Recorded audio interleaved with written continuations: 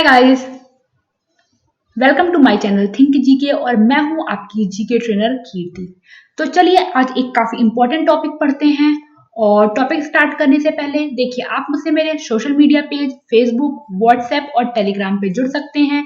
यहाँ आपको क्लास की पीडीएफ, क्लास के रिगार्डिंग सारी अपडेट्स मिल जाती है और अगर आपके कोई डाउट है तो वो भी आप मुझसे यहाँ पूछ सकते हैं। तो मैंने लास्ट क्लास में आपको हेडक्वार्टर्स का पार्ट 1 पढ़ाया था। आज मैं आपको इसको सेकंड पार्ट पढ़ाऊंगी। देखिए, ये लास्ट पार्ट है, बट क्योंकि ऑर्गेनाइजेशन बहुत सारी हैं तो हम इनको आने वाले दिनों में कई सारी जगहों पर और कवर करेंगे। ठीक है, चलिए।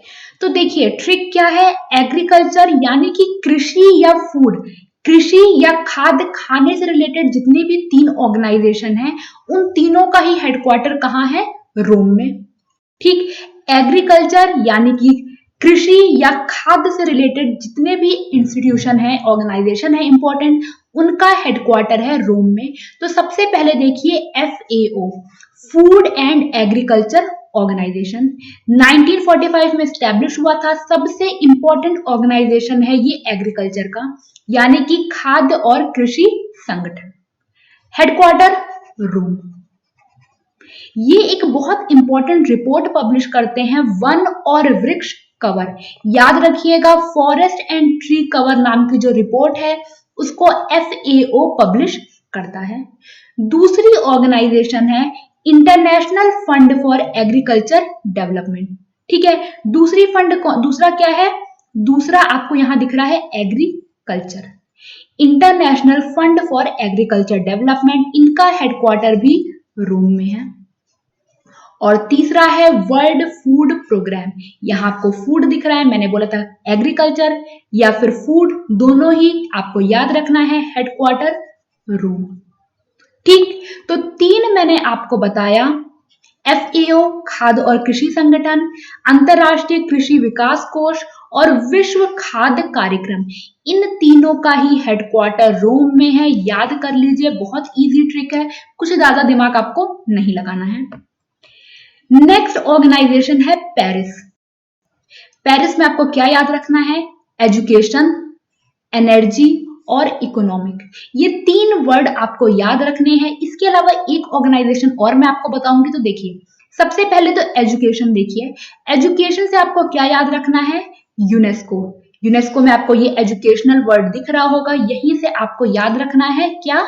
यूनेस्को, कि जिसमें क्या आया है? एजुकेशन। उनका हेडक्वार्टर कहाँ है? उसका हेडक्वार्टर है पेरिस में। तो यूनेस्को आप ऐसे भी याद रख सकते हैं कि हम बात कर रहे हैं कल्चर की। अब देखिए, पेरिस जो है, पेरिस अपने फैशन के लिए, अपने ट्रेंड के लिए काफी ज्यादा फेमस है। तो यूनेस्को का हेडक्वार्टर पेरिस में 1945 में स्टैब्लिश हुआ था। याद कर लीजिए, यूनेस्को का full form united nation educational, scientific and cultural organisation. दूसरी जो बॉडी है ये मैंने आपको आज ही पढ़ाई थी और ये है OECD, organisation for economic cooperation and development. ठीक, organisation for economic cooperation and development, headquarter कहाँ है? पेरिस, फ्रांस में। 1961 में ये स्टैब्लिश हुआ था। इन सब के अलावा एक बहुत इंपॉर्टेंट बॉडी है। तो देखिए, मैंने आपको एजुकेशन पढ़ा दिया, मैंने आपको इकोनॉमिक पढ़ा दिया। ठीक, आपको याद रखना है FATF, financial action task force. अक्सर आप इसका नाम सुनते रहते हैं। जब भी किसी ऑर्गेनाइजेशन को आपने सुना होगा ब्लैक लिस्ट करते हैं या फिर ग्रे लिस्ट करते हैं, जब वहां मनी लॉन्ड्रिंग या फिर उस देश में जो पैसा है वो टेररिस्ट ऑर्गेनाइजेशन को बहुत ज्यादा दिया जाता है, तो उनको ग्रे लिस्ट, जैसे कि पाकिस्तान को ग्रे लिस्ट किया गया है, बीच में उनको ब्लैक लिस्ट करने की भी बात आ रही थी। तो ये सारा काम करता है FATF, financial action task force, जिसका हेडक्वार्टर पेरिस में है। इनकी बहुत इंपॉर्टेंट रिपोर्ट देखिए, यहाँ मनी लॉन्ड्रिंग, मैंने आपको बोला कि मनी लॉन्ड्रिंग से रिलेटेड जो भी काम है वो इनका ही होता है। तो ग्लोबल मनी लॉन्ड्रिंग रिपोर्ट कौन पब्लिश करता है? ये करता है FATF। ठीक, तो चलिए हिंदी में भी देख लेते हैं एक बार। अभी एक बचा हुआ है, मैं आपको बताऊंगी। शिक्षा, ऊर्जा और अर्थशास्त्र, यानी कि आर्थिक या अर्थशास्त्र आप याद रख सकते हैं। ठीक है, तो शिक्षा यानी कि शैक्षिक, यानी कि हम बात कर रहे हैं यूनेस्को की, संयुक्त राष्ट्र शैक्षिक, वैज्ञानिक और सांस्कृतिक संगठन। दूसरा है आर्थिक सहयोग और विकास संगठन, आर्थिक अर्थशास्त्र, याद रखिएगा, ओईसीडी। तीसरा है वित्तीय कार्यवाही कार्यबल, FATF, report global money laundering report, वित्तीय कार्यवाही कार्यबल। इसके अलावा एक वर्ड बचा और ये बचा है energy. International energy agency, IEA, इसका हेडक्वार्टर है पेरिस में। ठीक, किसका? अंतरराष्ट्रीय ऊर्जा एजेंसी। याद रखिएगा, मैं यहाँ आईईए की बात कर रही हूँ। आईईए दो बहुत इंपॉर्टेंट रिपोर्ट पब्लिश करते हैं, एक तो है न्यूक्लियर टेक्नोलॉजी रिव्यू और एक है वर्ल्ड एनर्जी आउटलुक। ये दूसरी रिपोर्ट काफी ज्यादा इंपॉर्टेंट है। परमाणु प्रौद्योगिकी की समीक्षा और विश्व ऊर्जा आउटलुक, इन दोनों रिपोर्ट को कौन पब्लिश करता है? इन दोनों रिपोर्ट को पब्लिश करता है आईईए, इंटरनेशनल एनर्जी एजेंसी, जिसका हेडक्वार्टर कहाँ है? जिसका हेडक्वार्टर पेरिस में है। तो पेरिस में मैंने टोटल आपको 4 बताए हैं, एजुकेशन से यूनेस्को, एनर्जी से आईईए, इकोनॉमी से ओईसीडी और एक और कौन सा है? एफएटीएफ। क्लियर? चलिए, नेक्स्ट है वॉशिंगटन डीसी। देखिए, यहाँ जो ऑर्गेनाइजेशन है, स्पेशली वर्ल्ड बैंक और आईएमएफ, ये मैं आपको थोड़ा डिटेल्स में पढ़ाऊंगी, अलग से छोटी छोटी मैं आपको वीडियो बना दूंगी आपके लिए, वहां मैं इसे डिटेल्स में पढ़ाऊंगी, क्योंकि इनकी जो बेसिकली जो इनका ग्रुप है उससे एग्जाम में क्वेश्चंस आते हैं। तो सबसे पहले देख लीजिए, वॉशिंगटन डीसी में जो पहला इंस्टीट्यूशन है वो है वर्ल्ड बैंक। वर्ल्ड बैंक 1945 में स्टैब्लिश हुआ था, हेडक्वार्टर वॉशिंगटन डीसी।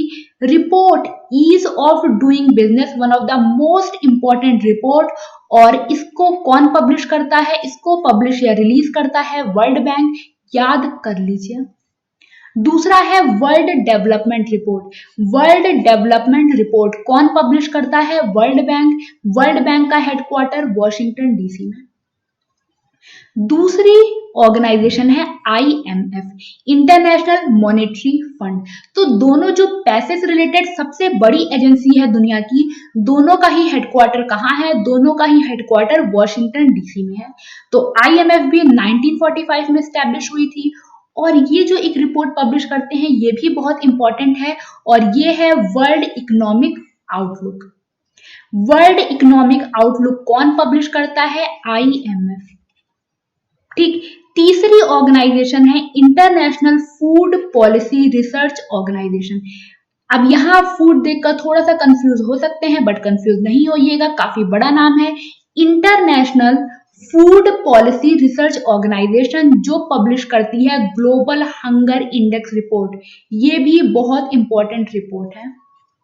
ठीक है, तो इन तीनों की ही रिपोर्ट काफी इंपॉर्टेंट है, याद कर लीजिएगा।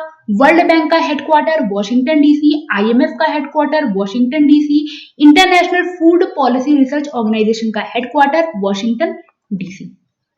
हिंदी, विश्व बैंक वर्ल्ड बैंक की हिंदी, अंतरराष्ट्रीय मुद्रा कोष आईएमएफ की हिंदी, और अंतरराष्ट्रीय खाद्य नीति अनुसंधान संगठन, इन तीनों का ही हेडक्वार्टर कहाँ है? वॉशिंगटन डीसी में।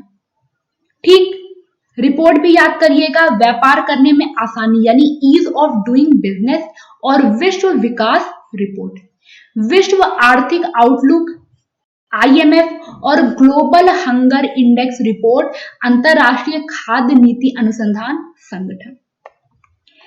अब एक और देखिए इंपॉर्टेंट ऑर्गेनाइजेशन, सिंपल सा याद रखना है, मॉन्ट्रियल में एक बहुत फेमस ऑर्गेनाइजेशन का हेडक्वार्टर है, और वो है इंटरनेशनल सिविल एविएशन ऑर्गेनाइजेशन। तो सिविल एविएशन का हेडक्वार्टर कहाँ है? मॉन्ट्रियल में। ठीक, तो याद रखिए रियल सिविल।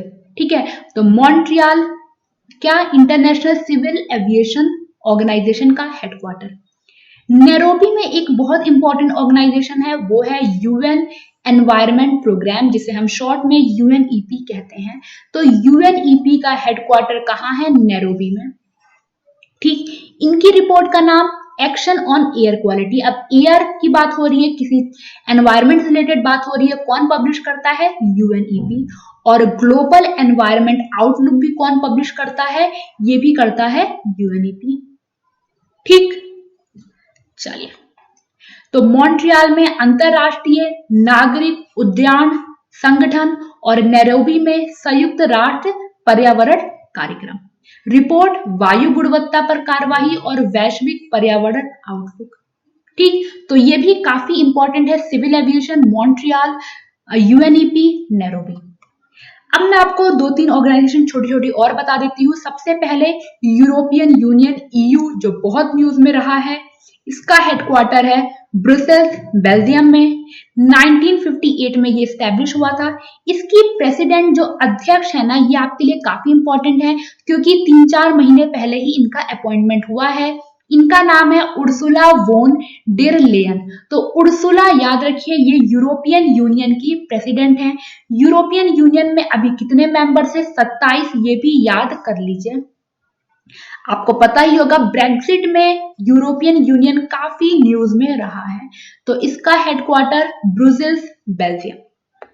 चलिए, नेक्स्ट है नैम। नैम अभी कुछ दिन पहले न्यूज में आया था क्योंकि हमारे जो प्राइम मिनिस्टर हैं उनकी मीटिंग हुई थी। तो नैम का फुल फॉर्म है नॉन अलाइंड मूवमेंट। ठीक है, नॉन अलाइंड मूवमेंट 1961 में ये स्टैब्लिश किया गया था। कहाँ? बेलग्रेड में।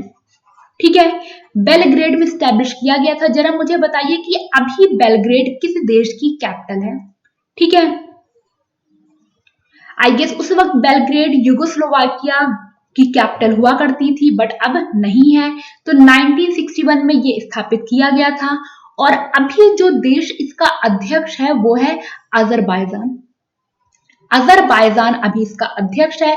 और अजरबैजान के जो राष्ट्रपति हैं इल्हम अलीयेव, वो इसके प्रेसिडेंट हैं। नॉन अलाइंड मूवमेंट को स्टैब्लिश करने वाला एक मेंबर देश भारत भी है। ठीक है, तो नैम नॉन अलाइंड मूवमेंट 1961 में बेलग्रेड में। अभी चेयर कौन कर रहा है? अजरबैजान।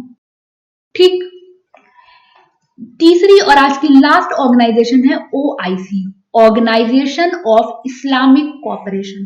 क्या नाम है? इस्लामिक सहयोग संगठन। 1969 में स्टैब्लिश हुआ था। मुख्यालय है जेद्दा, सऊदी अरेबिया में। कहाँ है? जेद्दा, सऊदी अरेबिया में। 1969। इसका ईयर आपके लिए नहीं इंपॉर्टेंट है, बट हेडक्वार्टर इंपॉर्टेंट है क्योंकि ये भी न्यूज में आया था। तो OIC, organisation of Islamic cooperation. ठीक, देखिए अभी कुछ छोटे छोटे पॉइंट्स बचे हुए हैं। जैसे कि अभी आपको पता है जो एसोसिएट बेसिकली ग्रुप हैं, जैसे कि सार्क हो गया, एशियान हो गया, वो सब अभी हमें पढ़ना है। अभी हमें कुछ मिलिट्री ऑर्गेनाइजेशन पढ़ने हैं, नाटो और इस टाइप के। तो मैं आपको ये सब भी छोटे छोटे वीडियोस बनाकर कवर करवा दूंगी। बट ये यूएन की ऑर्गेनाइजेशन थी जिससे एग्जाम में सबसे ज्यादा क्वेश्चंस आते हैं। तो इसको हमने ट्रिक के साथ कवर कर लिया है। आई होप आपको ये क्लियर हो गया होगा। ये दोनों ही लेसन आपने देख लिए होंगे। अगर आपने फर्स्ट पार्ट नहीं देखा है तो उसकी वीडियो जो है उसकी लिंक मैं आपको ऊपर लिंक में प्रोवाइड कर दूंगी कार्ड में, तो वहां आप देख लीजिएगा। ठीक है, चलिए फिर इस सेशन को मैं यही खत्म करती हूँ। अगर पसंद आया तो लाइक जरूर करिएगा, अपने दोस्तों के साथ इसे शेयर करिए। और अगर अभी तक आपने मेरे चैनल को सब्सक्राइब नहीं किया है तो फटाफट जाकर इसे सब्सक्राइब कर लीजिए ताकि आपसे कोई भी वीडियो, कोई भी क्लास मिस ना हो। बहुत ध्यान रखिए, बहुत अच्छे से रहिए। Thank you, God bless you, bye bye, take care.